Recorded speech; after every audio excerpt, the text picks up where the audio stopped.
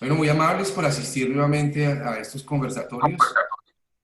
Este es nuestro quinto conversatorio, o sexto conversatorio, de todos los que tenemos programados y a través de los cuales pues estamos haciendo un recorrido simple, sencillo, a través del derecho antimonopolio y de la deslealtad. Ya tuvimos la oportunidad de conversar acerca de cómo es el perfil de un monopolista. También pasamos por algo de economía, pasamos también por algo de, hemos pasado por algunos toques económicos de mercado, hemos también pasado por estructuras de responsabilidad y poco a poco hemos intentado como ir pintando, ir llegando a algo que tiene que ver con las normas técnicas de competencia. Ayer tuvimos la oportunidad de ver cómo es que se adelanta, o la estructura de cómo se adelanta una investigación basada en típico, antijurídico y culpable, cómo se iban llenando esas casillas, que el comportamiento estuviese prohibido. Hablamos de un bien tutelado sin todavía decir cuál era el bien tutelado en materia de antimonopolio, como también hablamos algo de culpabilidad. Se trata que tengamos la oportunidad de ver bastantes temas, poderlos entre ellos conjugar y a través de esa conjugación pues seguir adelante y que cada uno al que le guste el tema pues después pueda profundizar sobre él, pero adicionalmente que podamos tener una discusión con algunas personas que, pues, que también resultan, que pueden ilustrarnos acerca de su punto de vista. Dentro del auditorio, pues siempre hay gente muy interesante, que son los que invitamos también pues, a que participen en estos conversatorios. Y pues hoy tenemos un tema de la mayor importancia. Hoy tenemos el tema de mercado y economía, pero bajo otra perspectiva, no meternos en una microeconomía, a ver qué dice una microeconomía de oferta, demanda, qué dice una macroeconomía de cómo ingresa un empresario al mercado, cómo pone un signo distintivo, cómo después también emite una publicidad, después también cómo es que genera un canal de distribución bajo sus diferentes posibilidades, una distribución directa, indirecta, mixta, exclusiva, selectiva. Eso todo está en un libro de marketing, en un libro de microeconomía, y a eso no se resume o se detiene estos conversatorios, porque entendemos que la gente que los está viendo pues ya conoce acerca de ello. Por eso nuestros invitados de hoy pues son de la mayor envergadura. Como les decía, desafortunadamente el doctor Nilson Pinilla, que era una pieza muy importante para hoy, pues ha tenido un problema de reto del día y no pudimos pues superarlo. Pero acá estamos todos y yo creo que esto nos permite también pues poder continuar con la envergadura que tienen los dos invitados de hoy. Yo antes de darles la palabra y antes de comenzar con este conversatorio, pues quería a los participantes pues decirles y ponerlos como en un contexto de hoy. Y es dentro de lo que hemos mencionado, tal vez me voy a tomar el atrevimiento de pararme un momentico al tablero. Eh, Nosotros hemos hablado que en las investigaciones antimonopolio tiene que haber un comportamiento que sea típico, que sea antijurídico y que sea culpable. Dentro de la tipicidad mencionamos que la prohibición debe aparecer en la ley, o llámenlo decreto, o llámenlo como ustedes quieran, pero el derecho antimonopolio tiene un elemento que se denomina la antijuricidad entendida como la afectación a un bien jurídico tutelado. Y en materia de antimonopolio, ese bien jurídico tutelado está dividido en dos bienes que son protegidos por las normas antimonopolio, que básicamente es la economía y por otra parte el mercado. Entonces, para poder entender estos dos conceptos, pues cada uno tendrá que hacer su labor particular técnica de mirar una microeconomía, donde aparece cómo se desenvuelve una oferta y una demanda, y el mercado, que es donde aparece qué es lo que pasa en el mercado desde que un empresario entra al mercado y cómo es que al final puede efectivamente vender un producto, que esto es lo que cuida el derecho antimonopolio. Entonces, lo que hoy vamos a ver básicamente es un concepto de mercado y de economía, pero basado desde otro punto de vista, con un caso y con dos personas que han manejado la filosofía económica y también que de alguna manera han tenido unos cargos muy importantes que tienen que ver con mercado y con economía y con todo lo que pueda haber de por medio. Yo, ante todo, pues quiero darle nuevamente las gracias al doctor Juan Falconico. El doctor Juan, pues, fue el embajador de Ecuador en Inglaterra y adicionalmente también tuvo un cargo muy importante en la OMC. Y eso significa la Organización Mundial del Comercio, por lo tanto estamos en presencia de una persona que verdaderamente conoce cómo ocurre y qué pasa en el mercado. El tema de hoy, y el doctor Ernesto, pues con todo también con sus libros y con su filosofía, ¿cuál es el tema de hoy? El tema hoy es que estamos en presencia de una situación particular, que es el virus que tenemos en toda parte del mundo. Yo he podido percibir que de alguna manera el virus conllevó a que todos los países tengan cerradas sus fronteras desde el punto de vista marítimo, terrestre y aéreo. Eso quiere decir que la economía de cada país se cerró completamente y que vamos a tener un cambio económico dentro de esta situación. Para que se haga ameno el caso y se haga simple la enseñanza y lo que queremos transmitir, hemos hecho un caso que contiene 3 preguntas. Podemos, Laura, poner el caso en pantalla, lo refrescamos, lo leemos y a partir de ese caso podremos trabajar de mejor manera. El caso es el siguiente. Esteban cree que el mundo cambiará con la llegada y final del coronavirus. Él con su empresa de banano quiere exportar y vender en el mercado nacional. No sabe si vender a Rusia, a China, a USA, Estados Unidos. Mauricio, hombre conservador, le recomienda que hable con expertos, pues el sistema económico, su filosofía y su protección va a cambiar. Vamos con la primera pregunta y se la voy a hacer al doctor Juan. Doctor Juan, ¿cuál es la filosofía latina en los mercados? Vamos a cámaras, Laura. Y lo hago por la siguiente pregunta, doctor Juan. Es que cuando en algún momento uno tiene la oportunidad de hablar con algunos empresarios del mundo, he oído que ellos consideran que el hombre latino está muy dado a hablar, a hablar, a hablar, pero finalmente nunca lleva a cabo lo que está hablando o pocas veces lleva a cabo lo que está hablando. Con ese contexto te pregunto, ¿cuál es la mecánica que tú has visto por los diferentes cargos que has tenido de cómo es que un latino enfrenta al mercado? Es decir, cómo va a ofrecer sus productos al mercado de acuerdo a tu experiencia. Listo. Paso inmediatamente a comentar la pregunta, mi estimado Mauricio. El tema en realidad es, ¿cómo está el audio? ¿Sí se me oye bien? Perfecto. Ya, perfecto. El tema no es tan sencillo, porque la filosofía latina ha venido variando con el tiempo y debemos tratar de ubicar esa filosofía latina dentro de un esquema mundial, de un esquema global que cada vez se acentúa más. Obviamente el caso que más conozco es el de Ecuador, pero tratamos de enmarcar este caso que es similar también en muchos aspectos al de otros países latinoamericanos y ese en el contexto mundial. La filosofía y la iniciativa latinoamericana es válida, ha venido evolucionando en el tiempo.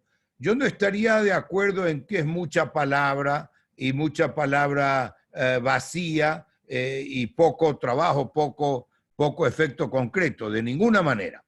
Y podemos obtener varios ejemplos. Hay una cultura, en Ecuador particularmente, hay una cultura de exportación que viene desde la colonia, se acentúa fuertemente a principios del siglo pasado con el café, cacao, después pasa a mediados, un poco antes de los mediados del siglo pasado, al banano, y llegó a Ecuador y está entre los principales, a ser el más grande exportador de banano del mundo y sigue manteniendo una posición de los principales exportadores de banano.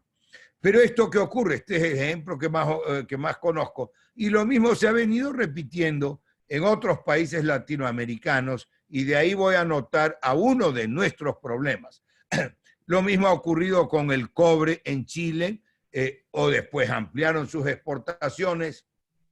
Lo mismo ha ocurrido con el café en Colombia, etcétera, etcétera. En cierta manera, más que bla, bla, el problema que se ha venido superando en los últimos tiempos de la filosofía latinoamericana de exportación, de comercio, de participación en el comercio global, es que hemos sido monoexportadores.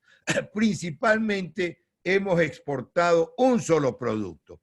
Eso ha cambiado definitivamente, eso se ha venido modificando con el tiempo. Nuestros países exportan mucho más productos, enfrentan eventualmente una dura competencia y también se enfrentan a situaciones manejadas por decirlo de una manera clara, sin que afecte ninguna relación, de una manera respetuosa, estoy hablando del hecho nada más, enfrentando restricciones de los países desarrollados.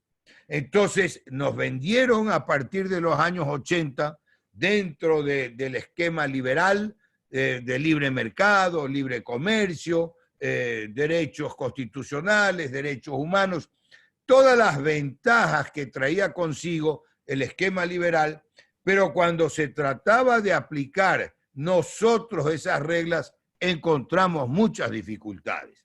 Acuérdense ustedes, y no sé si particularmente nuestro contertulio Ernesto lo haya conocido en la práctica, cuando en la última etapa del GATT, que después se convirtió en la OMC, la Organización Mundial de Comercio, Ecuador enfrentó la imposición de cuotas, de limitaciones, de restricciones a la venta de su banano en la Unión Europea, que ha sido uno de los dos más grandes mercados para esos productos ecuatorianos.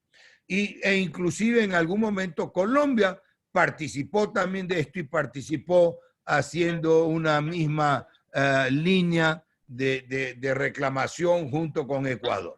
Entonces, el tema está en que hay una filosofía de cierta iniciativa importante. El sector exportador en nuestros países se ha ido perfeccionando, ha ido evolucionando, tanto que ha sido mucho más competitivo en ciertos productos que los similares provenientes de los países desarrollados o en el caso de la Unión Europea, de sus ex colonias o de sus colonias, como en el ejemplo del producto concreto que he señalado. Muy bien. ¿Cómo para empezar está ahí o puedo seguir, Andrés? No quiero tampoco extenderme en cada comentario más de la cuenta, ¿no? No te preocupes. Voy a repreguntarte algo que me parece, como hemos hecho habitualmente, que hacemos dos preguntas y seguimos al siguiente contertulio. Es, Juan, cuando a mí me hablan de la Organización Mundial del Comercio, yo digo, oh, es Organización Mundial del Comercio. Eso, finalmente, ¿qué es y qué permite? Porque ¿qué es la Organización Mundial del Comercio? Si la organización es que me organizó el mercado y me impone cuotas, la organización es que soy libre en vender cuotas, o la organización en sí, ¿qué es? Porque hoy estamos con el tema del petróleo, entonces uno dice, cuando es algo mundial es que todo el mundo está libre, todo el mundo llega como una plaza de mercado a mirar cómo ofrece sus productos, pero ¿qué limitaciones tiene un país en la Organización Mundial del Comercio para ver si es un organismo que verdaderamente sirve o no sirve? Muy importante y me da la oportunidad de hacer un señalamiento que estimo necesario. La Organización Mundial de Comercio, como el nombre lo indica, está encaminada a organizar el comercio mundial, global. Son más o menos 180 y pico países miembros, no son exactamente los mismos países que la ONU, que las Naciones Unidas, pero son algo más de 180 países miembros de la Organización Mundial de Comercio. Entonces, están sujetos a ese ordenamiento del mercado global. Primero, para garantizar el libre comercio. ¿Y cómo se garantiza el libre comercio? Sin que existan barreras. Y las barreras pueden ser de distintos tipos. La más común, la más conocida, la barrera arancelaria. Se le pone unos aranceles muy altos que en la práctica hacen prohibitiva la importación de un producto determinado que estaría exportando otro país, un tercer país, ¿verdad? Entonces ahí estamos hablando de las barreras arancelarias. Si un país es miembro de la Organización Mundial de Comercio e impone unas barreras arancelarias, la organización se lo impide, viola las reglas de la organización, ya sea porque impone unas barreras arancelarias generales a respecto de todos los demás países, ya sea porque imponga unas barreras arancelarias selectivamente. Ahí hay una cláusula que se conoce, la cláusula de la nación más favorecida. Entonces, un país no puede darle una ventaja arancelaria a X país si no se la da a todos los demás.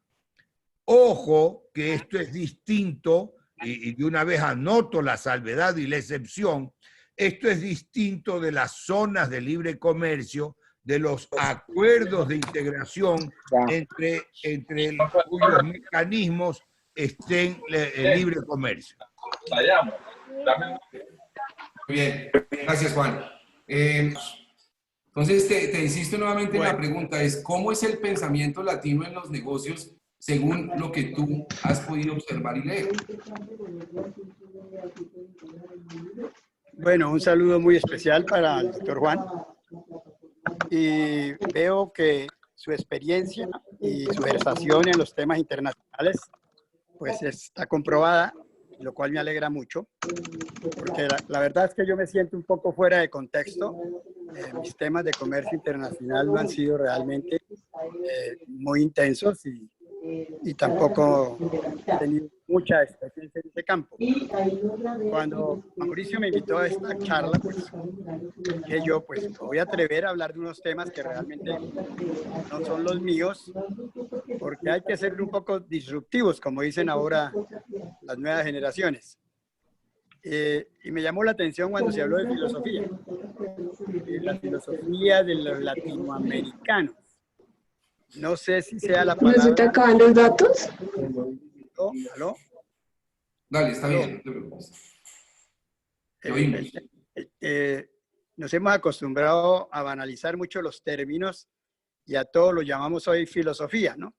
La filosofía de la casa, del manejo del hogar, la filosofía de los hijos, la filosofía, etcétera, etcétera.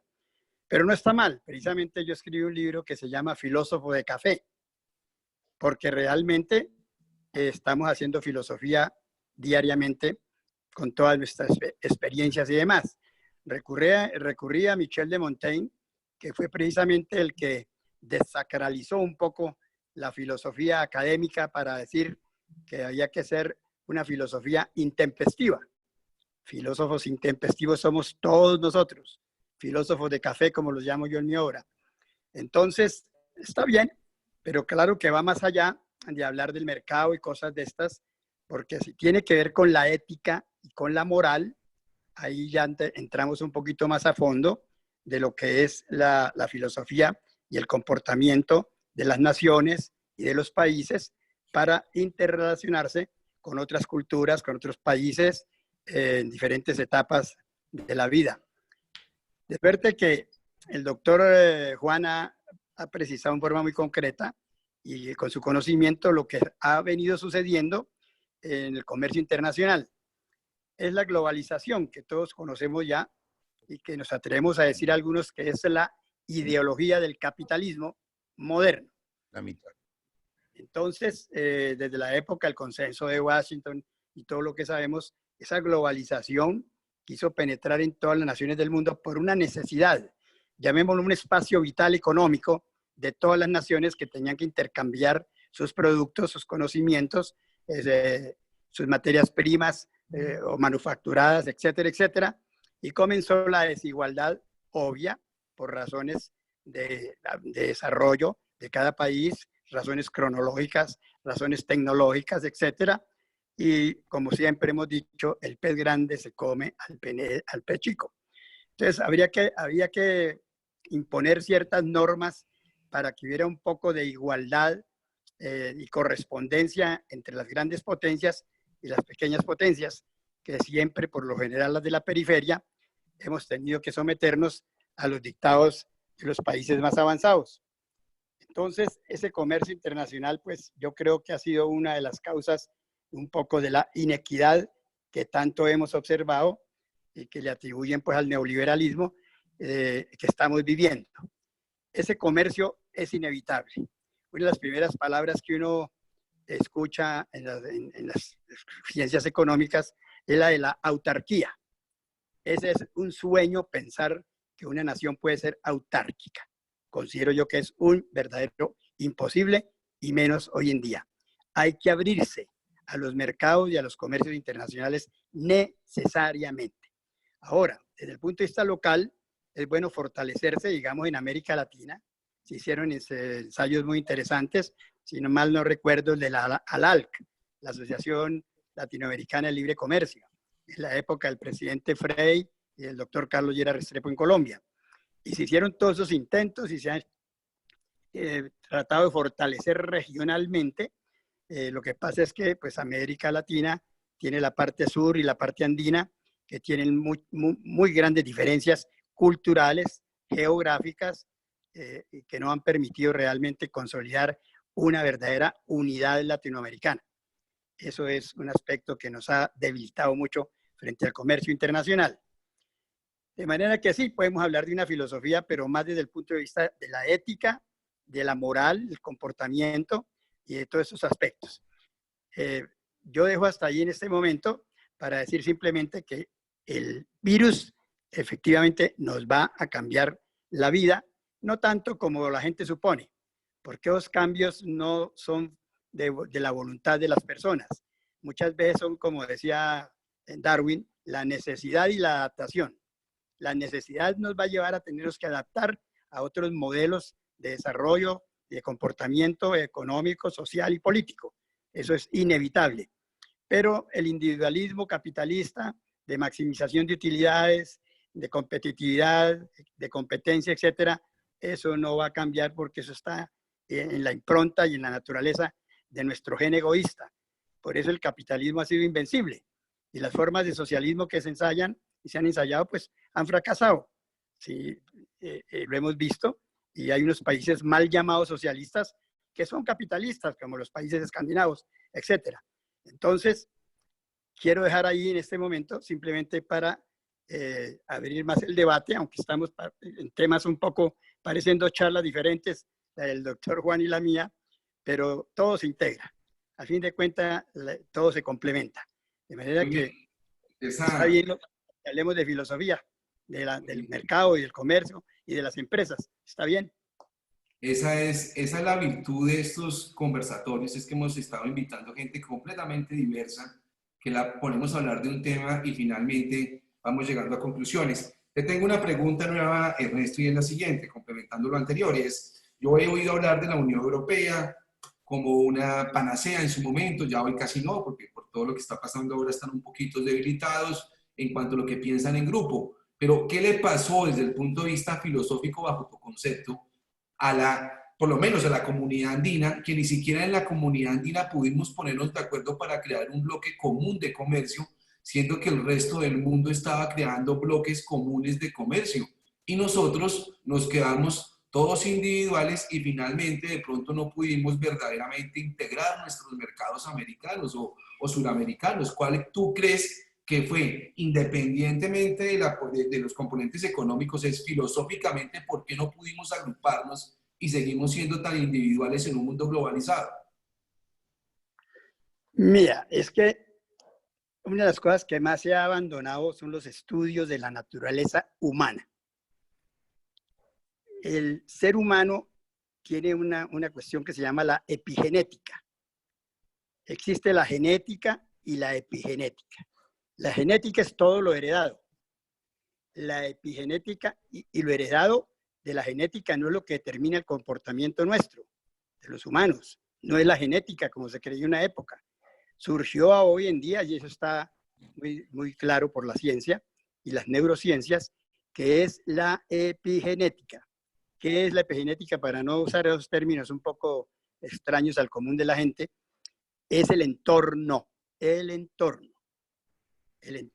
de todos los seres humanos y de todos los pueblos. Y el entorno lo es todo. El clima, la alimentación, la educación, los padres, la familia, las relaciones laborales, las relaciones de producción, etcétera, etcétera, etcétera. ese es el entorno que en últimas determina el comportamiento de los seres humanos. Es el ADN colectivo. Entonces, si uno ve la historia de América Latina, desde el sur hasta los países nuestros andinos, desde la Patagonia hasta la Guajira, lo que tú quieras, entonces se va a dar cuenta de que la cultura nuestra y esa epigenética, que es la que determina nuestro comportamiento, es diversa, pero muy diversa. Entonces, existen países como los del sur que tienen una mayor influencia europea, tienen una cuestión un poco más calvinista, digamos así, en sus instituciones, un poco, no tanta como la de Estados Unidos, que sí tiene la verdadera influencia calvinista, y los de nuestros de arriba, del norte, que somos realmente cristiano-católicos. Ahí comienzan unas diferencias fundamentales que hay que analizar y que pasamos por encima de ellas, porque hoy en día no hay tiempo con la velocidad con que se desarrollan los procesos políticos, sociales y económicos, de detenerse en eso, y vamos improvisando y de una forma un poco mecanicista queremos importar y traer y traslapar y adaptar sin estudiar las peculiaridades de cada pueblo y de cada nación. Esos aspectos para mí han influido en hacer imposible esas unidades que son de muy buena voluntad, ideadas y que son pensamientos bien intencionados, etcétera, y que son necesarios además, pero que fracasan precisamente por lo que estoy diciendo, por el ethos, como decían los griegos, el ethos que no es más que el carácter y las costumbres de los pueblos. Esa ha sido la mayor dificultad. Muy bien, Ernesto, gracias. Doctor Juan, en respuesta anterior nos comentaste que generalmente un país tenía exportadores y que en la cultura latina devenía mucho que eran unos monos, es decir, que era mono, que era uno que participaba en su país y que a la vez tenía esa fortaleza para exportar. Te voy a hacer la siguiente pregunta con ese escenario que te estoy señalando, y es, ¿cuál es el recorrido que tiene un productor nacional y que lo incentiva a exportar si en el mercado nacional todavía sigue vendiendo y todavía puede crecer? ¿En qué momento un productor nacional se aventura y comienza a decir, yo salgo de mi competencia nacional donde soy el campeón, según te oí, y me voy a otro mercado, siendo que todavía tengo posibilidades en mi mercado nacional, y es que lo incentiva a ir a competir a otro mercado donde también tiene que ir a ganar o a morderle mercado, quitarle clientes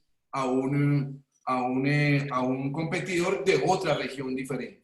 ¿Qué lo incentiva o qué lo lleva a eso? ¿O en qué momento es que él decide saltar de lo nacional a lo extranjero? Muy bien, con todo gusto, Mauricio.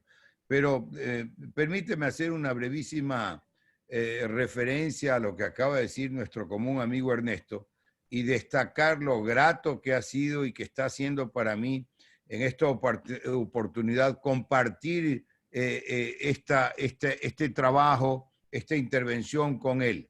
Su sólida formación académica le permite dar unos conceptos clarísimos, porque al final del día no hay secretos, unos conceptos clarísimos sobre todos estos temas del mercado, del comercio internacional, del comercio global, que al final del día se los quiere presentar como esotéricos, pero son cosas no tan complicadas. Y debo empezar por una aclaración adicional. Dicho en palabras claras y sencillas, una de las reglas principales del esquema liberal, y no digo el esquema liberal de ninguna manera en un sentido peyorativo o impugnándolo, de ninguna manera, porque ha cumplido y sigue cumpliendo hoy un rol importantísimo en la historia, ¿verdad? De los principios, ni siquiera hablemos de la filosofía que inspira ese sistema liberal, sino uno de los principios. Y ahí cabe el paréntesis de hablar que los principios en todo sentido, los principios morales, los principios económicos, los principios religiosos, etcétera, van variando de una región a otra, varían en el tiempo y de una región del mundo a otra principalmente. Entonces, si uno de esos principios es la igualdad. Había una fórmula sencilla para destacar las diferencias para nuestros países, porque no cabe igualdad absoluta entre desiguales. Ese es el punto de partida. Y esa igualdad que tiene que ser desarrollada, y quién más que Ernesto para saberlo como un presidente de los más altos tribunales colombianos y entre esos el constitucional, esa igualdad es, para mí, como yo le he explicado siempre a mis alumnos, es una igualdad ante la ley. Es una igualdad porque no somos iguales, pero es una igualdad ante la ley con un elemento que es fundamental y a veces pasa desapercibido: en iguales circunstancias. Entonces, para llevar esto de lo micro a lo macro, la igualdad interna no es absoluta, la igualdad en el marco internacional tampoco es absoluta. Y no cabe, repito, una igualdad absoluta entre economías sustancialmente diferentes en magnitud, en evolución, en tamaño. Entonces, ¿cuál es ahí el punto a destacarse? ¿Cuál es el punto a destacarse? Que un productor nacional, y ahí se presentan una serie de conflictos que se repiten por nuestros países. Uno es el productor, que tiene una vida ardua, sacrificada, se esfuerza y produce cualquiera que sea su producto. Si es de exportación, que son los más rentables, ese productor generalmente puede haber algunas empresas que copen las distintas actividades o etapas, que sea productora y exportadora, etcétera, pero generalmente es uno el productor y otro el exportador. El exportador es el que se maneja en los mercados internacionales y él tiene básicamente dos mercados, como tú lo planteas en la pregunta, aunque hay sectores que se dedican exclusivamente a la exportación. El mercado nacional, que no puede ser desabastecido, y el mercado internacional.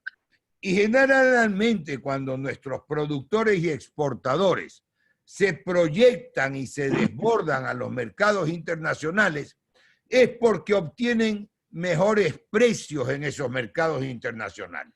Entonces, hay una parte de la producción que se dedica al mercado nacional o interno y generalmente sería el grueso de la exportación a los mercados internacionales, porque hay mejores precios y se habla muchas veces de los precios internacionales. Se habla muchas veces de los precios internacionales para hacer la referencia, en el caso ecuatoriano, a los subsidios que otorga el Estado en ciertas actividades como la gasolina, por ejemplo, o el diésel, estos combustibles que están muy por debajo de los precios de los mercados internacionales. Entonces, el principal atractivo para el exportador de nuestros países de ir a los mercados internacionales es principalmente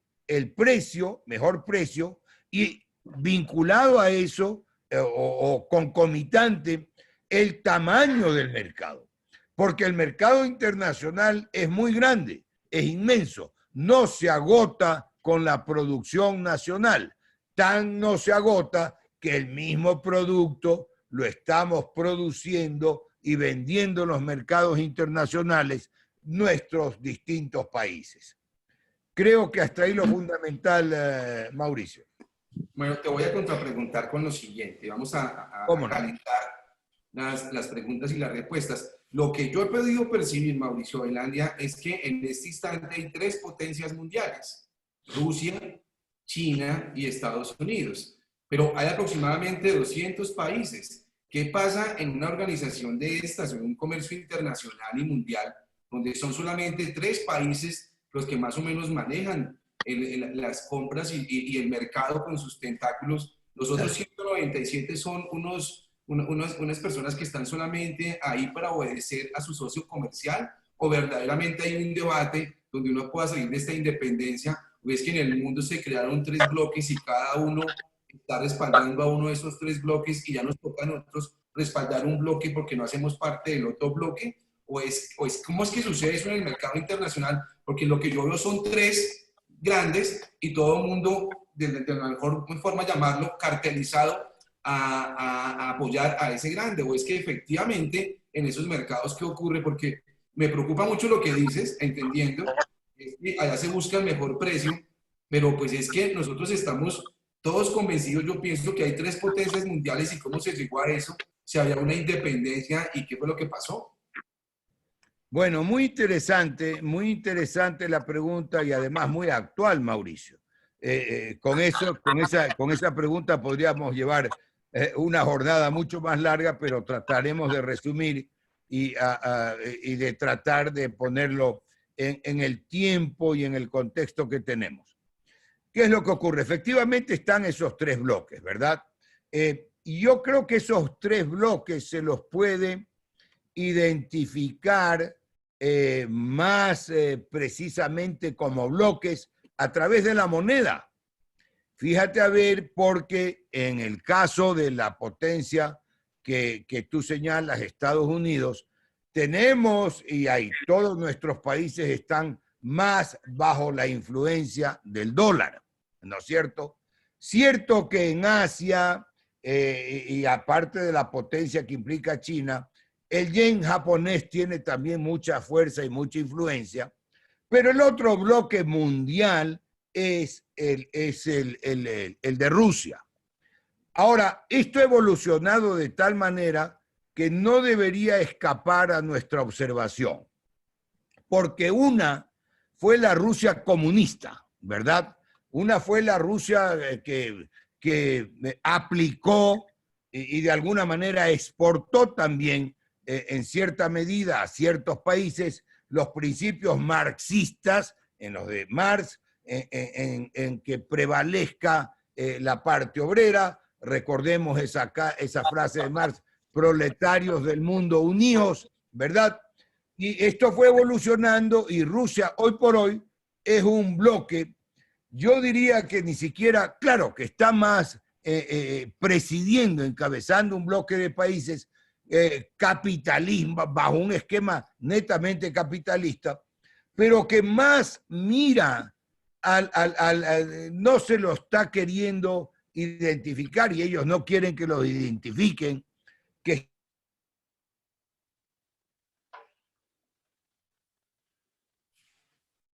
bueno, al parecer tenemos que es un grupo, por una oligarquía más o menos corrupta, sino que quieren retomar la gloria de los zares, quieren de alguna manera volver a la Rusia zarista.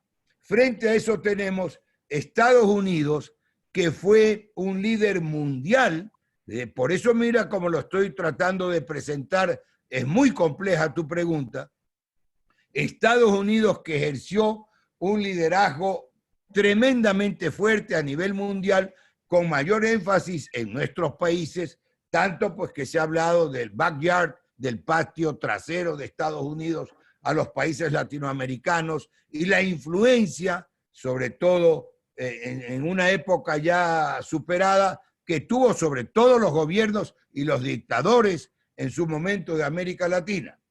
Y ahora China, con una parte que es Napoleón hablaba de China como un gigante dormido. China toma una fuerza que la estamos sintiendo porque se proyecta al mundo internacional. Lo que China vende baja el precio en los mercados internacionales de los que hemos venido hablando, y lo que China compra sube el precio por el volumen de la demanda o de la oferta china, ¿verdad? Y entonces, pero ¿cuál es el caso, al menos ecuatoriano y de otros países latinoamericanos? En tratándose del comercio internacional, nosotros, nuestro mercado europeo La Unión Europea es para nosotros un mercado muy importante para los principales productos ecuatorianos de exportación. Banano, café, cacao, ahora flores, que a partir de los años 90, permíteme el comercial, se incorporó la serranía ecuatoriana y dictamos una ley que fue un proyecto que vino del Ministerio de Industria y Comercio cuando yo era ministro, que se convirtió en ley de facilitación de exportaciones. Porque manteniendo el paréntesis, nos interesaba que haya mucha exportación, pero que haya mucha exportación de muchos exportadores, no de uno solo. ¿Sí me explico? Para dar una idea de la filosofía de esa ley. Y eso incrementó notablemente la exportación e incorporó a la serranía ecuatoriana a exportar productos como las flores, que hoy por hoy estará en tercero o cuarto lugar de las exportaciones ecuatorianas, las legumbres, etcétera, etcétera, ¿verdad? Entonces, ese era el paréntesis. ¿Cuándo? Y está bien que así sea. Cuando de vender y de comercio se trata, a nosotros no nos interesa ni nos debería interesar la filosofía política ni cuál es el grupo o el país hegemónico en un sector geográfico del orbe, sino el cuál puede ser el volumen de compras y ventas. Entonces, que hemos tenido, obviamente, que hemos tenido más contacto con Estados Unidos, y eso está también en un tema que no sé si nos dé el tiempo para tratarlo, creo que no, está muy vinculado con la inversión. La principal inversión extranjera fue hasta hace algunos años la americana, pero después pasó a ser la europea, en el caso ecuatoriano, pero el hecho de que hemos tenido mucho más trato, mucho más contacto, y después aumentó muchísimo con Europa, menos con Rusia y por supuesto menos con China, no hace que en esta nueva época, y hay un tema que tampoco creo que vamos a tener tiempo para tratarlo, de la biotecnología, de la información y de las nuevas tecnologías, cuando a la juventud no le importa el saber, cuando a las futuras generaciones no les importa adquirir el conocimiento, están dichosos en su ignorancia y no vislumbran siquiera que el problema que nos presenta la humanidad al muy corto plazo, porque en la vida de la humanidad 30, 40, 50 años es muy corto plazo, será la inteligencia artificial, la desocupación de la gente, la falta de trabajo en la humanidad. Eso lo veo yo como más importante, al que se nos puede identificar a ciertos países como parte de un bloque o de otro bloque. Nada más. Muy bien, Juan, gracias por contestar la pregunta. Nuevamente hacemos una ronda con Ernesto. Ernesto, desde el punto de vista filosófico, pues los orientales tienen a Confucio, que tienen su estructura piramidal y económicamente, medianamente la siguen, donde el hijo obedece al padre y el padre obedece al emperador. Desde el punto de vista occidental, pues ya tenemos otros filósofos, de donde parte más o menos pues Grecia con Aristóteles y Platón, y poco a poco aparecieron nuevos filósofos como Nietzsche, y aparecieron otros diferentes a lo largo del tiempo. Desde el punto de vista económico, en el país de España, en la semana de este fin de semana, que es una revista colombiana importante, aparecen cómo están pensando los filósofos acerca del punto económico, porque no son ajenos. De hecho, la invitación que tenemos hoy para ti es para tener ese componente filosófico económico de cómo se está moviendo y todo, porque el filósofo pues parte del ser humano y llega a conclusiones medioambientales que han hecho que el ser humano sea como sea. Te pregunto, ese componente actual de los filósofos, ¿cómo tienen descrito esos tres bloques económicos que son entre China, Rusia y Estados Unidos, y para dónde vamos, según algunos de ellos, en su tendencia mayoritaria? Bueno, felicito a mi compañero de conversaciones hoy, el doctor Juan, porque hizo una apretada síntesis muy afortunada de todo ese concepto de la globalización y los bloques económico-comerciales del mundo. Me alegra mucho haber estado compartiendo con él esta tarde. Pero mire, cuando oigo yo hablar tanto de economía y hablen de economía, yo, lejos de ser un economista, me puse a pensar esta tarde por qué hubo un señor de nombre Daniel Kahneman, israelí pero ciudadano norteamericano, que se ganó el Premio Nobel de Economía del año 2002. Y el señor Daniel Kahneman, para quienes no lo recuerdan, era un psicólogo que obtuvo el Premio Nobel o Nobel de Economía. Eso pues yo no sé si pasó muy desapercibido. ¿Qué sucedió? El celo de los economistas que son muy esquemáticos con la macroeconomía, la econometría, etcétera, no aceptan fuera de sus ecuaciones y sus fórmulas que nadie intervenga en su esquema económico. Entonces, ¿por qué? Pues sencillamente porque este señor, que realmente es un hombre bien interesante, se puso a pensar en cómo la economía también tiene esas fuerzas exógenas y por fuera de los contextos económicos que tienen que ver con el ser humano. Que la ley del mercado en un momento dado no funciona como quisiera el señor Adam Smith. Entonces, hay factores de una persona que están escaseando ciertos productos, pero su psicología y su mentalidad arribista, parvenu, no le permite dejar de adquirir esos bienes, así sea endeudándose. Y entonces no hay tal que la mano invisible opere como mágicamente quisieran los neoliberales. De tal manera que la psicología está muy metida en este tema y ahora sí que lo vamos a ver con el virus que estamos padeciendo, cómo se va a ir cambiando lentamente. Eso no es de un día para otro. Hay gente muy exagerada que dice que todo el mundo va a cambiar, que el capitalismo se va a cambiar, que vamos a volvernos todos solidarios, cooperadores, buenas personas. Yo les digo, no, estamos muy lejos de eso, porque vuelvo al tema anterior. Nuestra mentalidad y nuestra psicología no va a cambiar y no es muy buena. Tenemos que, yo no soy muy optimista de la condición humana, porque miren nomás el caso colombiano, que es vergonzoso. El 79% creció la violencia intrafamiliar en la cuarentena. El 79%. Haber reunido las familias, los matrimonios, etcétera, por razones de una necesidad y una obligación, ha generado un aumento de la violencia intrafamiliar. Entonces, no vamos a salir de esta pandemia a comportarnos como ángeles, ni mucho menos.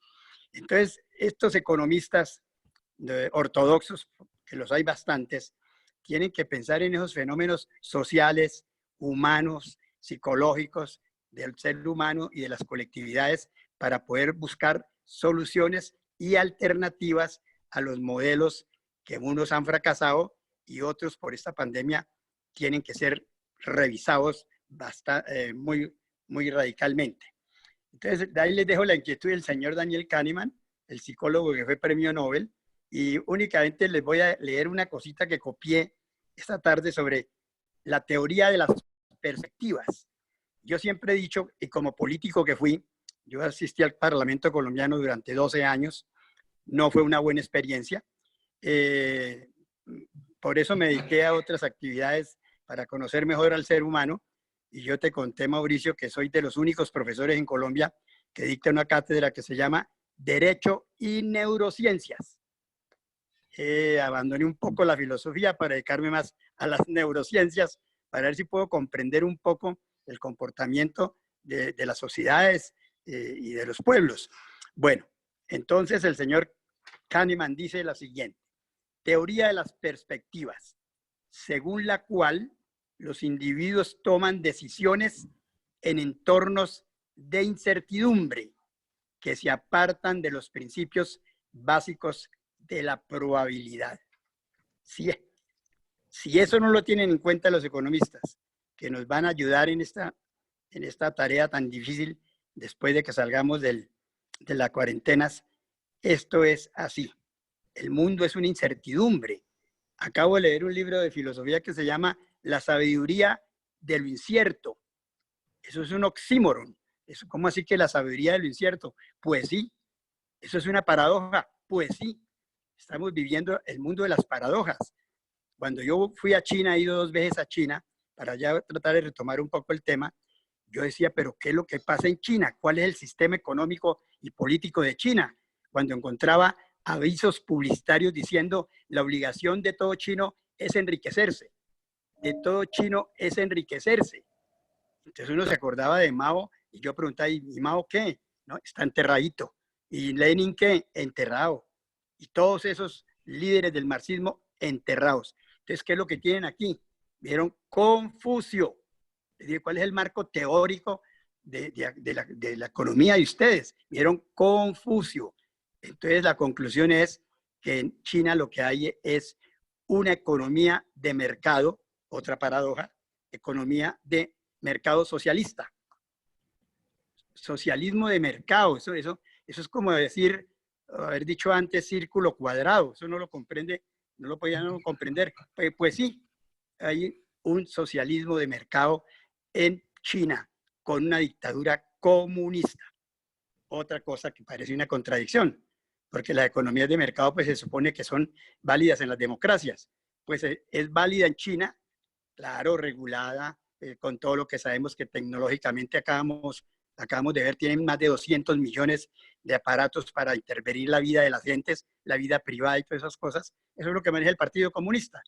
Entonces, esa entelequia de una dictadura comunista con economía de mercado es lo que hay en China y es lo que le ha permitido crecer a niveles del 11% y que bajó al 9% y que bajó al 6% y va a terminar en el 4% este año de pronto, o 4,5% de crecimiento económico.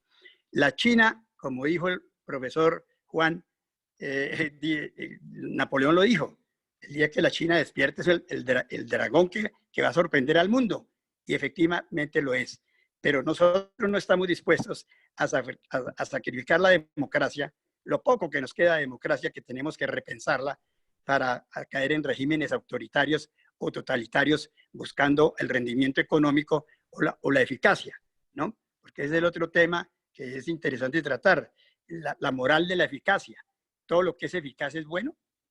Pues claro que no, pero el mundo pragmático y utilitarista que nos dejó el señor Smith es ese, el del utilitarismo.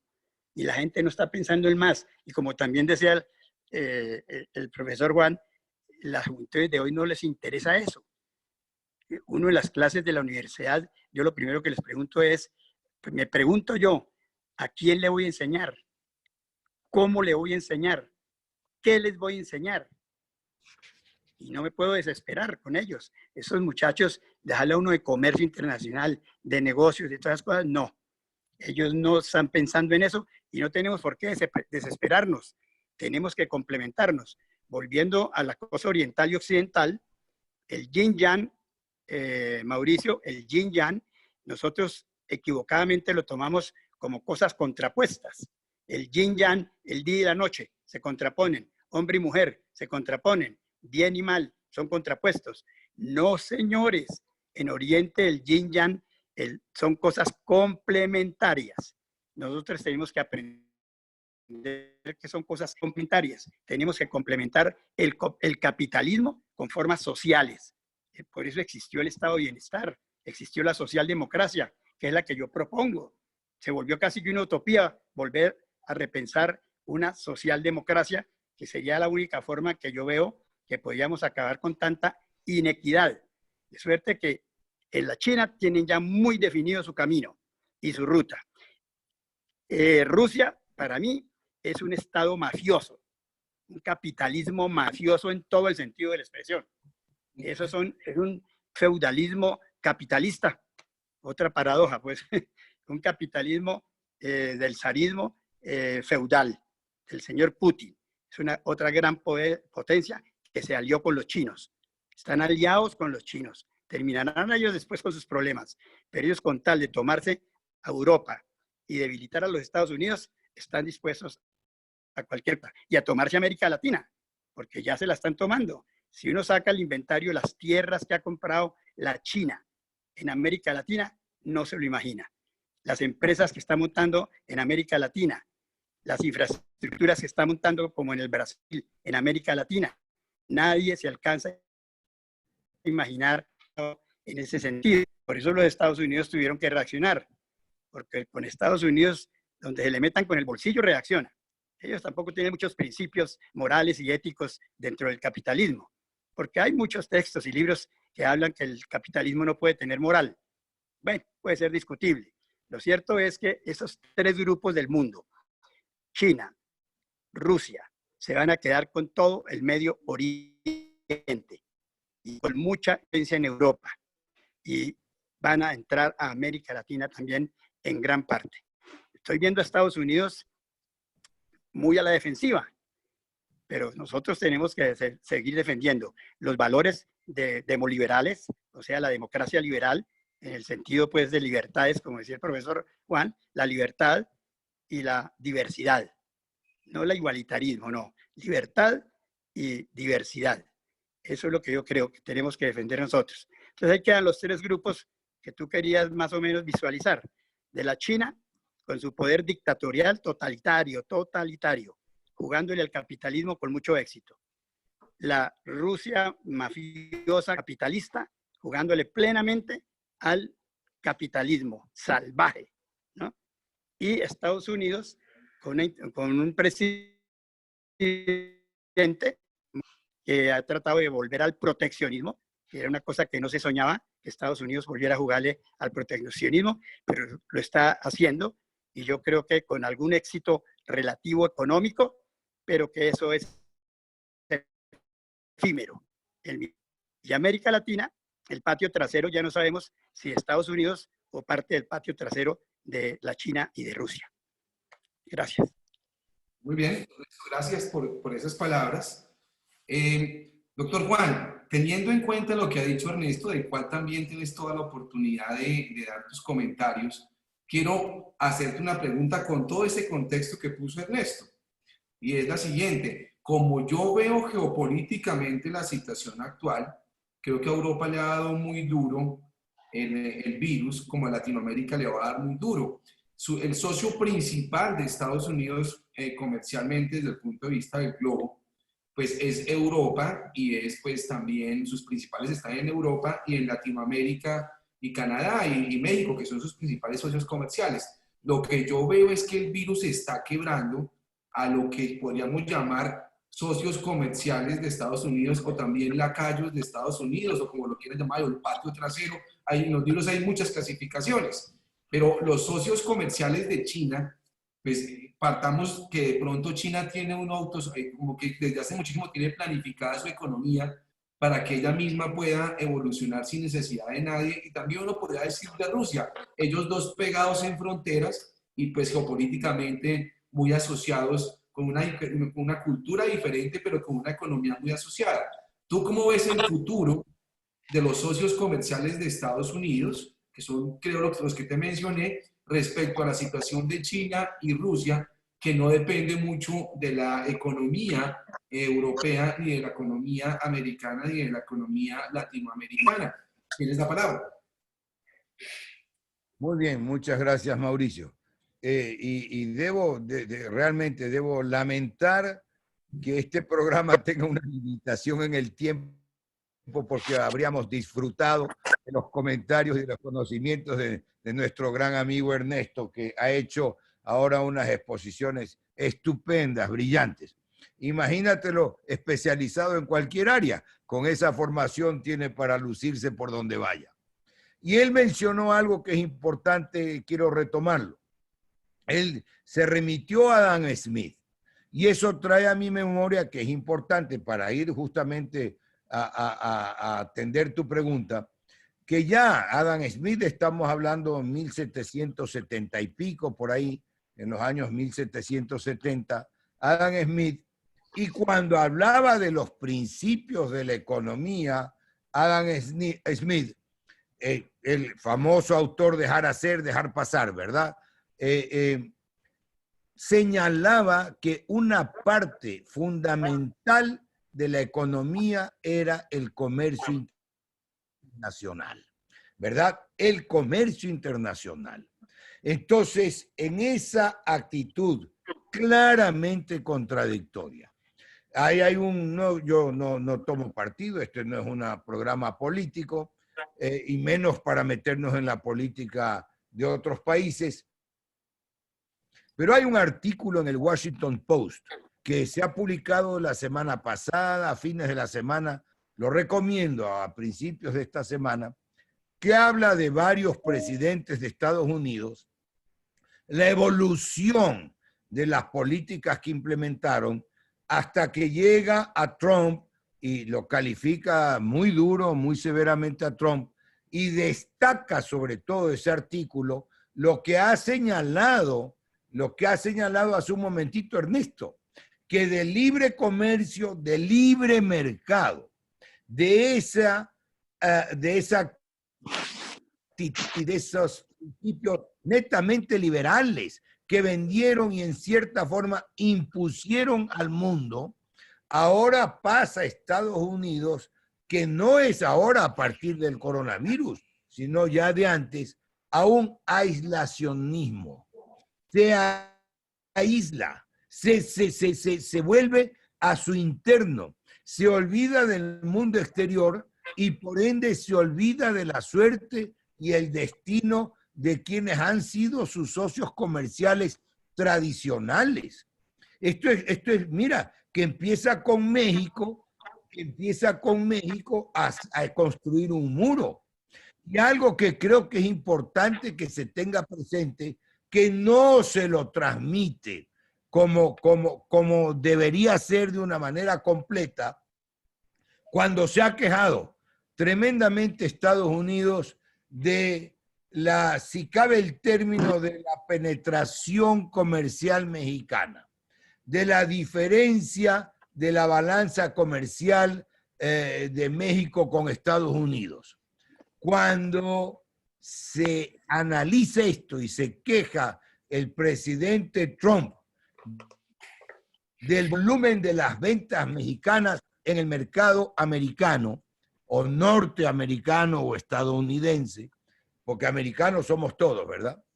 Cuando esto se ocurre, se está saltando un elemento que se repite, sino que fue mucho más notorio en la relación comercial Estados Unidos de América y Estados Unidos mexicanos, ¿verdad?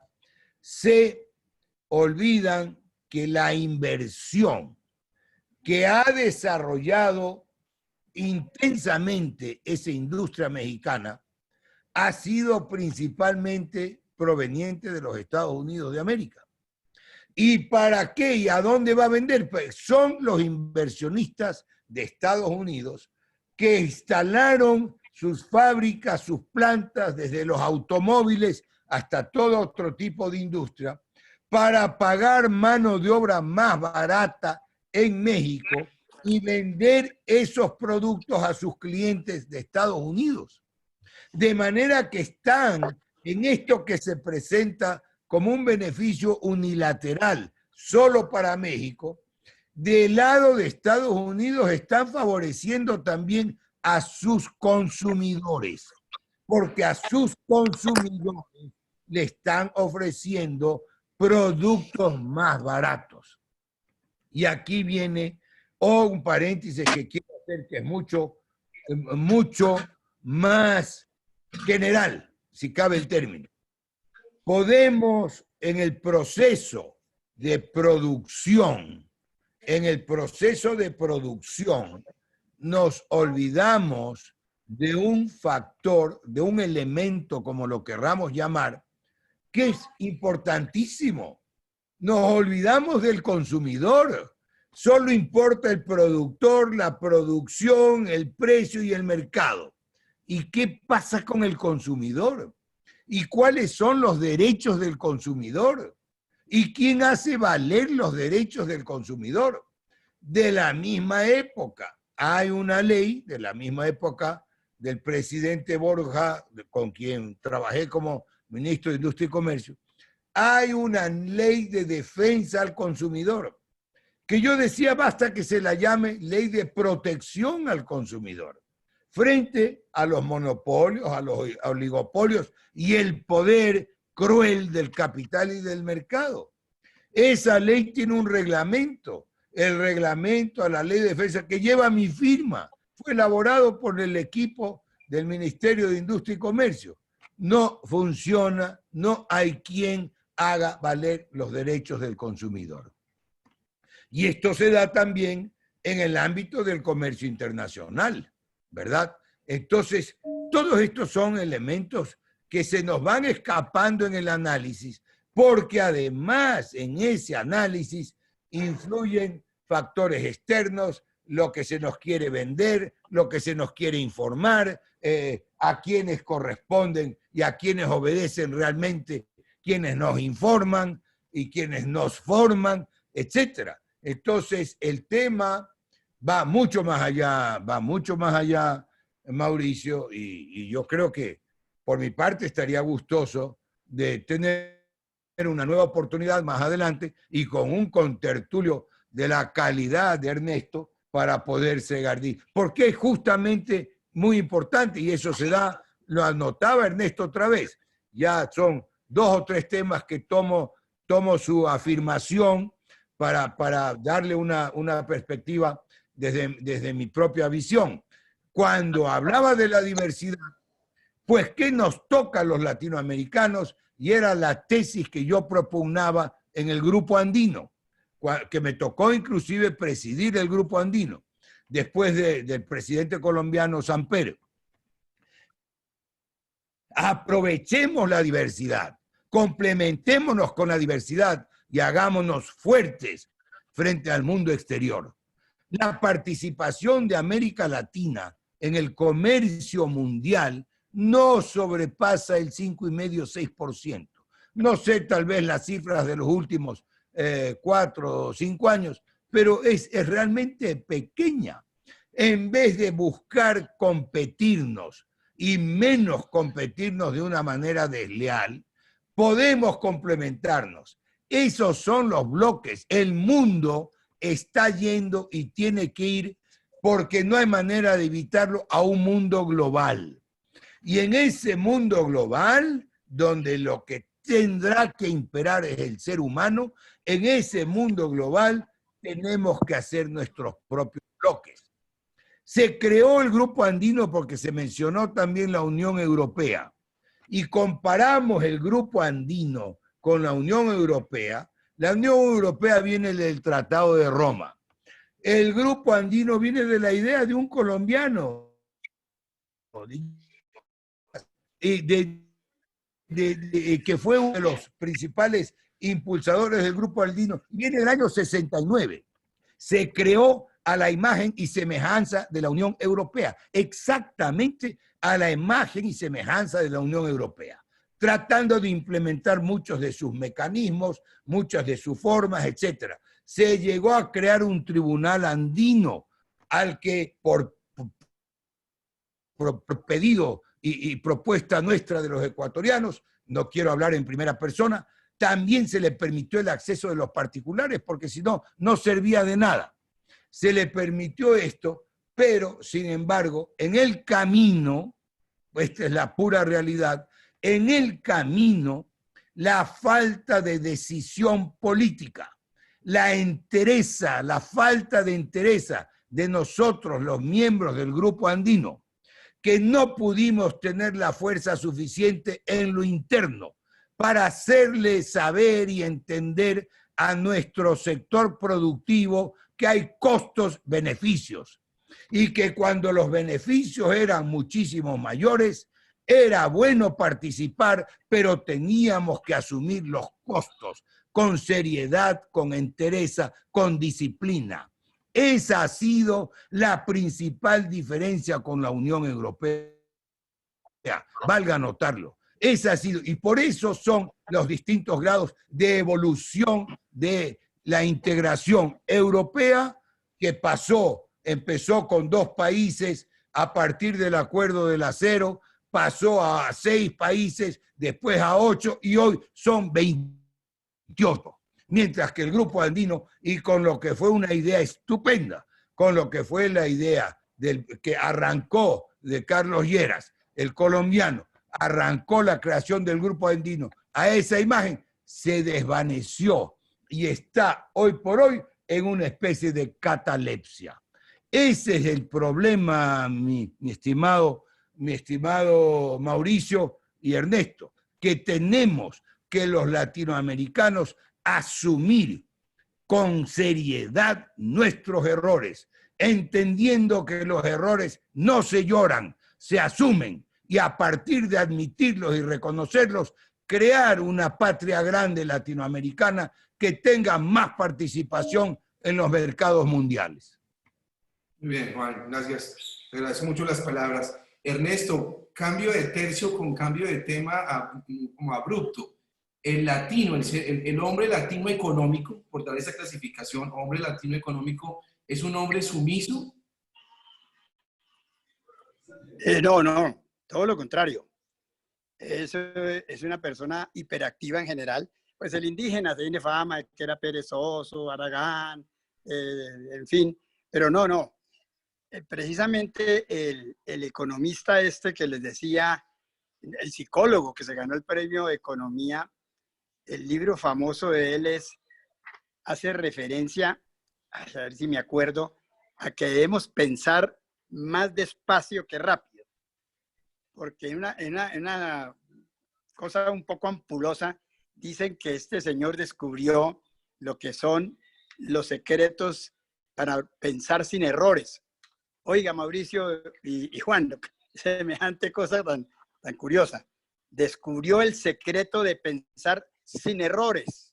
Eso suena como una cosa que no le cae en la cabeza, pensar sin errores. Entonces él dice que también es la forma de cómo se toman las decisiones a diario, cómo se deben tomar para evitar los errores. Dice que cómo afecta la innovación a las empresas y a los negocios. Y eso no sé hasta dónde lo ha sido la gente, porque siempre considera que todo eso es positivo. Hay que innovar por innovar. Y de pronto estamos afectando, como él muy bien lo analizó, a esas empresas en su conformación, en su estructura, en su propia eficiencia. De suerte que el temperamento del latino es pensar demasiado rápido, casi que sin, no quiero ofender, pero que piensa y actúa y después piensa. Actuamos y después pensamos. Es una excitación nerviosa que tenemos. No sé si está basado en un poco de ignorancia, y por eso decimos que la ignorancia es atrevida, entonces la gente le sale al quite a dar opiniones. El latinoamericano en eso, con las diversidades que existen, desde luego, realmente estamos un poco mal en el sentido de que está muy bien lo que, como termina el doctor Juan, con la vehemencia que reclama esa unidad latinoamericana. Pero ¿quiénes son las personas que van a hacer esa unidad? Eso es lo primero que yo, rescatando un poco la antropología, nos va a tocar volver a la antropología, a la sociología y a la psicología para saber qué es lo que pasa desde Simón Bolívar, pues, que fracasó lastimosamente en toda su unidad en América Latina. Entonces, en nuestros países, hay algo en la naturaleza humana, en la condición humana, en el ethos que yo dije al principio, en el carácter nuestro. Cambiar eso, según los estudios, se necesitan 2 generaciones. 2 generaciones de más o menos 28 años, 30, son casi 60 años. El problema es cuándo se comienza, para empezar a contar esos 60 años y tener una población que sea más responsable, más seria, más laboriosa, más ahorradora, etcétera, que no lo somos. Aceptémoslo, no lo somos. Laboriosos ni ahorradores, en fin, aquí le aumentan el salario al trabajador y en vez de llevar más leche a la casa se va a tomar más cerveza, eso lo sabemos. Esas son cosas que no son fáciles de cambiar. Entonces, esa unidad latinoamericana, ese grupo andino que yo recuerdo, yo era secretario, creo, sí, en esa época el doctor Carlos Lleras Restrepo, secretario del Consejo de Ministros, estando muy joven. Y ese esfuerzo que él hizo y esa ilusión, y el mismo presidente Frey, creo que era el otro, no funcionó, no resultó. Y después vienen las ideologías a dañarlo todo, porque entonces aparece un señor Chávez con su liderazgo a formar una cosa que se llamaba UNASUR, únicamente para ponerla al servicio de una ideología política. Entonces no me hago muchas ilusiones, pues también hago todas las energías positivas para que eso se pudiera lograr, pero yo creo que estamos bastante lejos, como lo está sucediendo en la misma Europa, un país de esa cultura, y ya creo que va a terminar en una balcanización. Y el líder de todo eso pues, va a ser Alemania, pero van a terminar muy mal, y van muy mal, a pesar de que la Unión Europea está considerada como una gran fortaleza para que en el mundo Estados Unidos dejara de ser el poder unipolar, y entonces ahora vamos a terminar, es un poder tripolar. Esa tal globalización va a ser el poder tripolar. China, Rusia y Estados Unidos, de todas maneras. De suerte que lo de Latino no es fácil. Humano, ese es un tema difícil, porque la pues tiene juego, su vanidad, es decir, somos la reserva del mundo, somos todas esas cosas que decimos tan bonitas. Aquí el doctor López dijo que Colombia era el Japón de Sudamérica, y así cosas de esas frases que encantan a la gente, pero que realmente no son reales. Muy bien, Ernesto. Creo que ha sido una grata conversación. Como bien lo dijo Ernesto en alguno de sus comentarios, pues somos diversos en el perfil, en los conocimientos que tenemos, porque hemos tenido una experiencia diferente cada uno. Por eso precisamente pensamos diferente, porque hemos tenido vivencias diferentes. Y hoy ha sido algo muy especial porque estamos tratando de explicar el bien tutelado. Todo esto es una conversación que va encaminada a reforzar las clases que ya están grabadas y que aparecen en el ocaso del monopolio en la página de internet mauriciovelandia.com, o en YouTube también, el mismo canal que se llama Mauricio Velandia. Ahí están colgadas unas clases teóricas. Esto es para reforzar todo lo que estamos diciendo, y miren el placer que hemos tenido hoy de tener a dos personajes tan importantes, tan diversos, y llegando a conclusiones con preguntas que parten de polos opuestos, pero que llegan a la misma parte. Eso, que las cosas tienen dos extremos, estoy de acuerdo, no es muy asertivo. Lo que pasa es que tienen una diferente, en la misma naturaleza, pero en diferente grado, como el termómetro que tiene frío y calor, pero es un mismo termómetro que no genera extremos, sino grados de temperatura dentro de una misma naturaleza. Hemos tenido la mecánica acá de hacer un panel de preguntas al final. Si hay personas que están interesadas, pues pueden levantar la mano. Me dicen que allá hay una persona levantando la mano antes de hacer la pregunta, porque hay personas que se van retirando poco a poco a las preguntas por sus quehaceres. Esta semana tendremos 2 sesiones más. Vamos a tener una que tiene que ver con la filosofía de Oriente, donde traeremos un experto que nos va a explicar de manera rápida el taoísmo, nos va a explicar también el taoísmo, y nos va a explicar también el hinduismo y el budismo, básicamente desde el punto de vista del dinero, cómo tienen el concepto del dinero estas 4 culturas orientales, estas 4 filosofías o religiones orientales. Y el día viernes vamos a tener a un profesor invitado de Oxford y a una persona también que estudió en Harvard y en Oxford. Vamos a hablar en un debate muy, creo que caliente, por la vertiente que cada uno tenemos sobre algunos autores de filosofía económica occidental, que son básicamente Carlos Marx, son Keynes, que participó mucho en la crisis de Estados Unidos y de Nueva York, en la caída de la bolsa, y también vamos a hablar de Hayek, los 2 últimos premios económicos Nobel, y quienes son base de este sistema, particularmente Hayek con el libre mercado. Eso será el día viernes, y el día jueves o miércoles, que estamos por cuadrar, la persona que nos va a dar esa filosofía oriental. Entonces tendremos las 2 visiones, la oriental del dinero con sus religiones, y lógicamente la occidental con estos 3 genios de la economía, Marx, Keynes y Hayek, y con profesores que defienden estos 2 últimos, y pues que tendremos contertulios que nos pueden igualmente dar un aporte. Me dicen que Francisco Pinzón tiene una pregunta. Le podemos abrir el micrófono a Francisco, a ver si Pacho tiene algún tipo de pregunta. Pacho, ¿está ahí? Tiene que abrir el micrófono. Laura, ya le tenemos abierto el micrófono. Ya, ahí está Hola, bien. ¿me escuchan? Sí, Pacho. Pacho, gracias Hola, por buenas. estar nuevamente acá. Para todos, Francisco participó en el primer conversatorio. Pacho, adelante. Hola, buenas noches. Pues no, muy interesante y muy, digamos, muy contento de oír tan maravillosas opiniones. Tengo una pregunta muy concreta, sin ser economista. Es lo siguiente, oyendo algunas palabras claves de toda la conversación como bloques económicos, obstáculos, aranceles, balcanización de la Unión Europea, y algunos editoriales de la prensa internacional última donde dice, cae el maquillaje del neoliberalismo, de la economía mundial, el virus tumba el maquillaje de la economía mundial. Es muy puntual mi pregunta. ¿Opinan, realmente ha existido en estos 35, 40 años una economía del libre mercado? ¿Realmente ha sido así o ha sido una falacia? Eso es. Si quiere, yo creo que podemos comentar con Juan y tenemos otra pregunta posterior y esta se la haremos a Ernesto. Entonces, esta pregunta, Juan, es tuya. Muy bien. Creo que así muy concreto y en razón del tiempo.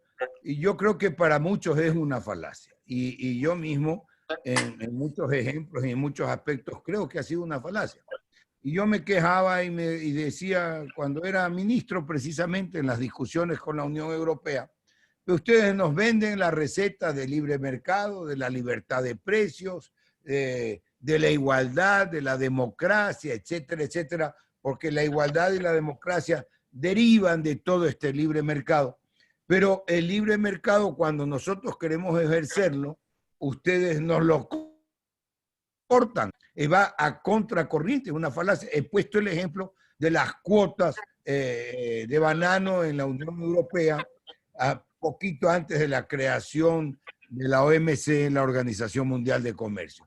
Entonces, en muchos aspectos hay esos monopolios, esos oligopolios, y no van a desaparecer tan fácil, porque el poder, ese es un poder dentro de las grandes potencias, y ese poder está ejerciendo, ahí hemos visto los ejemplos, se han dado los ejemplos de Rusia, Estados Unidos, el mismo Estados Unidos, después de los años 30 y la crisis de los años 29-30, se rompió muchos de los grupos económicos que habían, que eran los dueños del mercado, los dueños literalmente del mercado.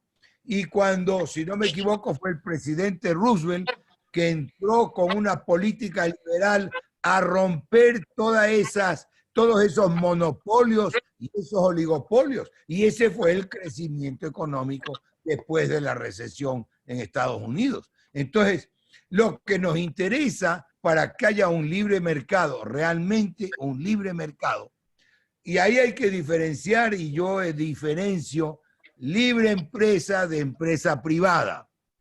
Libre empresa es para todo el mundo. Empresa privada es para los que tienen su empresa, para los privados. ¿Qué es lo que le interesa al Estado, al país, al entorno, a la humanidad en general? Que haya mucha producción, que haya libre empresa, que haya justicia. Y esto para concluir, porque cualquier pregunta con contertulios, con esa eminencia que es Ernesto, da para hablar horas con cualquier pregunta. Para concluir en esta parte esa pregunta y un poco mi tema final, yo creo que también tenemos, ¿quién más para opinar también como Ernesto? Que también tenemos que ir pensando en un nuevo concepto de justicia. La justicia no puede seguir manteniéndose con la definición de Ulpiano y el derecho romano. Hoy por hoy, el entorno en el mundo, el desarrollo al que hemos llegado, y para poner un ejemplo, para mí el desarrollo no es la meta. El desarrollo es una de las guías, es un mecanismo para el bienestar humano. Al final del día, ¿cuál es la meta? ¿El bienestar de la gente o el desarrollo económico? El desarrollo económico es solo mecanismo, vía para llegar a ese bienestar de la gente en todas partes. Y tenemos que ir pensando y elaborando, y a eso lo invito a Ernesto, en un nuevo concepto de justicia.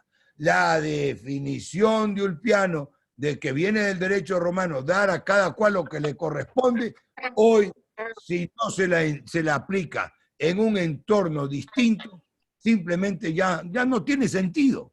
Darle a cada cual lo que les corresponde, que en su participación del mercado, en su información tecnológica, en las herramientas de la biotecnología. ¿En dónde? Eso hay que pensarlo. Muchas gracias. Muy bien, gracias, Juan. Vamos a pasar a una pregunta que tiene también Andrés Duarte. ¿Le puedes abrir el micrófono, Laura, por favor, a Andrés? Y le cerramos el micrófono a Pacho para no tener interferencia de ecos. Andrés, ¿tú nos estás escuchando? Ya, doctor. Andrés tiene cerrado el micrófono. ¿Tú lo puedes abrir, Andrés? Es que tienes que abrirlo también. Listo. ¿Me escuchan? Listo, Andrés, aquí estamos.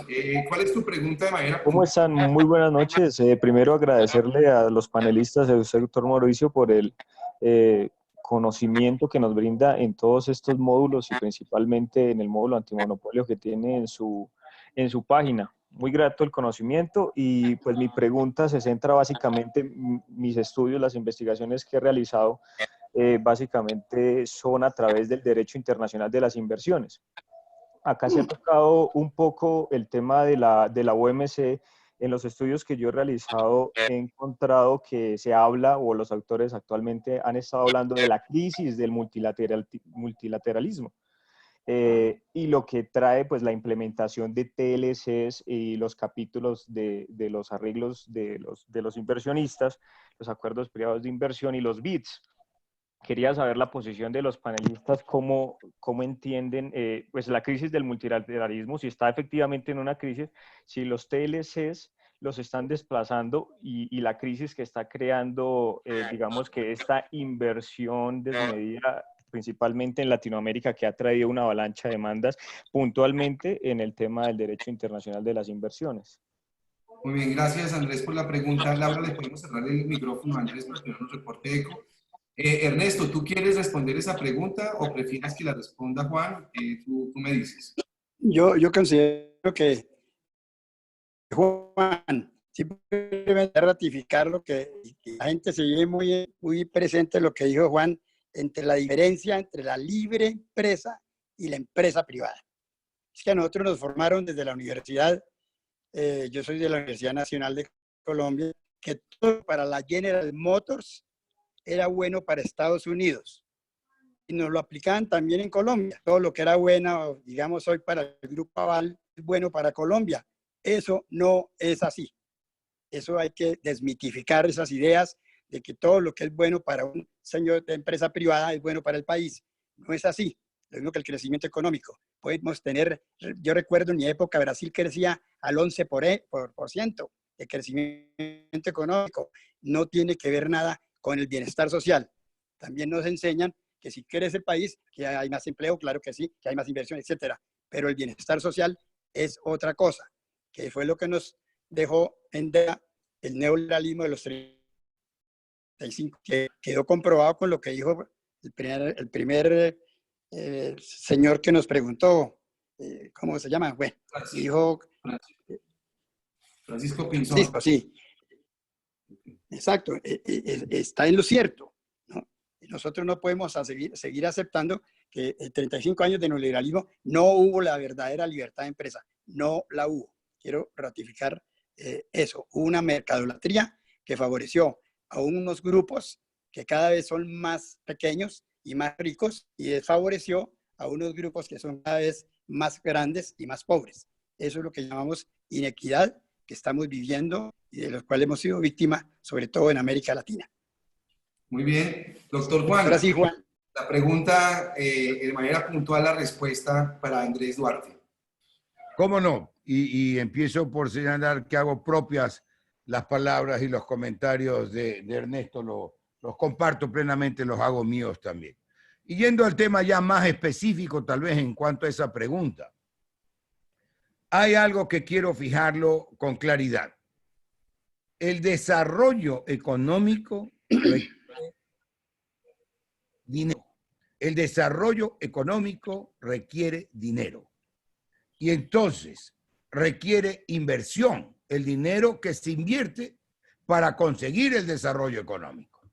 Si no hay dinero, no hay recursos para invertir en ir ganando en el desarrollo económico. Ahora bien, esa inversión solo puede ser pública o privada, nacional o extranjera. Pública o privada, repito, nacional o extranjera. Y en esos ámbitos mixta, mezclada pública y privada, mixta, y nacional y extranjera, mixta también.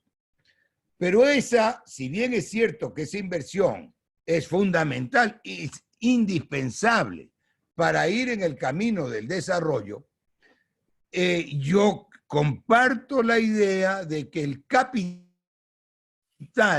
requiere reglas claras, objetivas, que se maneje y se trate, en el caso concreto, ya atendiendo específicamente lo medular de la pregunta, se trate el capital extranjero con reglas claras. Pero esas reglas claras tienen que estar en un marco global, que lo hay, en un marco de fuerza internacional.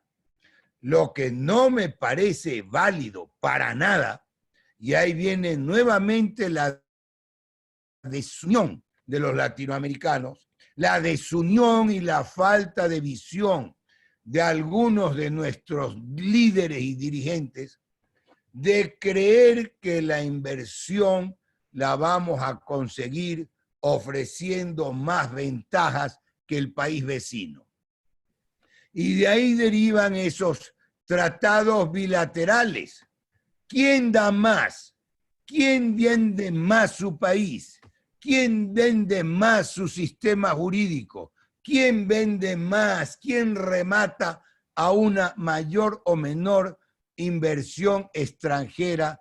Toda una estructura interna, todo un esquema que permita tener un mínimo de viabilidad como país en el mediano y largo plazo.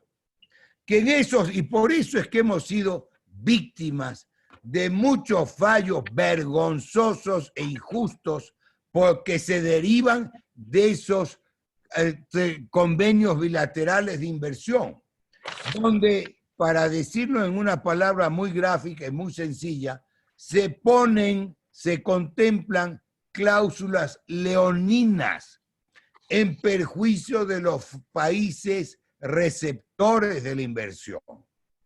No estoy seguro la Constitución colombiana, que por supuesto la tengo, creo que es la del año 91, por ahí, 91, 92.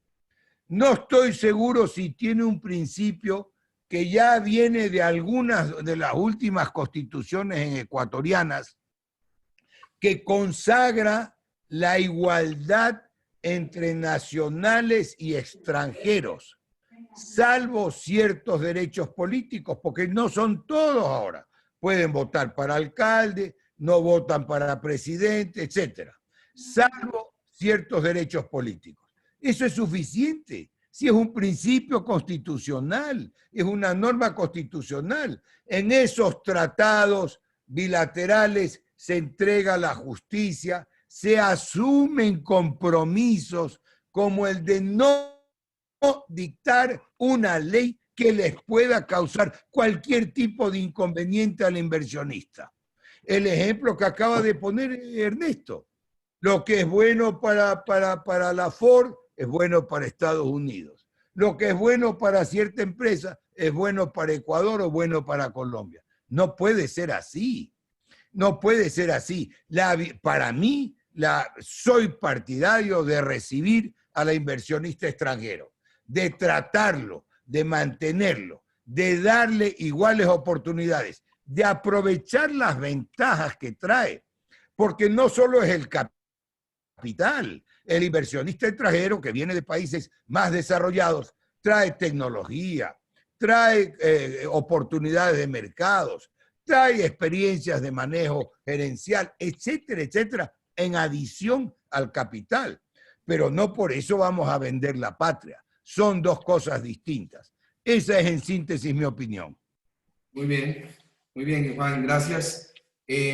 Pues como ven, ha sido una conversación que pues nos engrandece a todos porque pues tiene unos puntos de vista que cada uno verifica cómo los quiere asumir.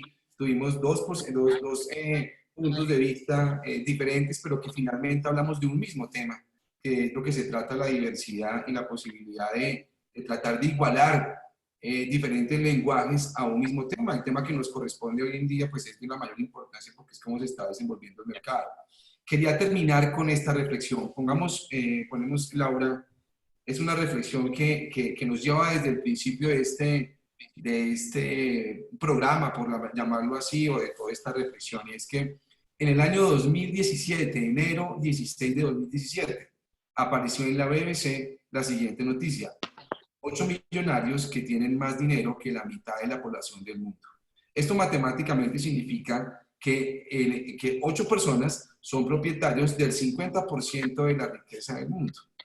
Esta noticia ha sido repetida en diferentes periódicos y The Washington Post puso el fin de semana otro porcentaje, pero muy parecido. Hay una pirámide también del país de España que más o menos dice lo mismo. Lo que yo quiero transmitir es, como reflexión, hoy tuvimos la oportunidad de hablar de un mundo global. Si les podemos volver a cámaras, Laura. Tuvimos la oportunidad de hablar de un mundo global, y en ese mundo global sí creo que es importante la reflexión. Nosotros no vamos a cambiar el mundo, lógicamente, pero eso no significa que no podamos opinar, que no podamos decir y expresar lo que sentimos respecto de una noticia de semejante talante. Es cuando uno habla que 8 personas son menos del 50% de la riqueza del mundo, es una noticia muy fuerte, muy dura. Y lo que queremos con todos estos conversatorios es crear una conciencia al respecto y poco a poco buscar técnicamente en el derecho de la libre competencia, que es el que defiende el libre mercado, porque es una ironía. El derecho antimonopolio lo que busca es proteger el libre mercado y que no se desfase, es que tiene que haber alguna falencia dentro del sistema jurídico que permita que objetivamente 8 personas sean dueñas del 50% de la riqueza del mundo. Y lo que estamos tratando como objetivo dentro de estos conversatorios, dejándolos grabados para que en YouTube lo vea la gente, es que queremos encontrar falencias y poder decir, vamos a entrar en una nueva era. Evidentemente estamos en un cambio de era, porque estamos entrando en una era completamente digital, donde los robots van a ser muy importantes porque van efectivamente a quitar mano de obra, pero nos pueden convertir la vida en muy fácil. Porque si el robot hace todo, ¿para qué el ser humano tendría que hacer algunas cosas? Es que nos puede volver la vida muy fácil un robot, porque ya no se necesita el ser humano haciendo las cosas, pero hay que mirar cómo va a ser el ingreso de las personas cuando el robot efectivamente elimine esa mano de obra. Yo quedo muy complacido de haber tenido acá a 2 personas tan diversas y tan importantes en sus temas. A Juan Falconi, mi eterno agradecimiento. Tienes acá un amigo en Colombia y sé que tengo un amigo en Guayaquil. Les deseo lo mejor por estos días que sé que ha sido muy difícil para ustedes y ya vendrá esa oleada del tsunami para nosotros.